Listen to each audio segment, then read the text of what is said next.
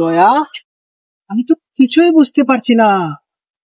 এই দোলাই নদী এত এত এত ঠান্ডা হয়ে গেছে, এখানে তো একটা মানুষ দেখতে পাচ্ছি না। এটা বিষয় কি হলো দয়া? স্যার, এটা নিশ্চয়ই ভূতের কাজ। এইটা ভূতের না করলে এইটা কেউ করে নাই। দয়া, আমার এখানে কিছু গোলমেল মনে হচ্ছে, এখানে কিছু একটা হয়েছে দয়া। স্যার যেটাও হোক, কিন্তু আমরা তাড়াইতাম না, শেষে আমরা ফাঁসি দিব স্যার। চলে তো যাবে দয়া, কিন্তু সিলেটের মানুষের জন্য আমার অনেক মায়া হয়। ওরা কিভাবে চলবে? এটা তোমার চিন্তা করা লাগতো না স্যার, তারা গার। আরে এটা বলছি না দয়া, এদের জন্য আমার অনেক মায়া হয়। ওরা অনেক ভালো তো।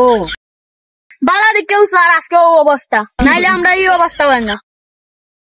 নিশ্চয়ই আমার গোলমেল মনে হচ্ছে, এখানে কোনো কিছু আছে দয়া, এটা আমাকে খুঁজে দেখতে হবে। স্যার দেখা দরকার লাগতো না, আর আমরা যাই গিয়ে কেউ টেকা উকা দিত না স্যার। টাকা দিয়ে কি করবো দয়া?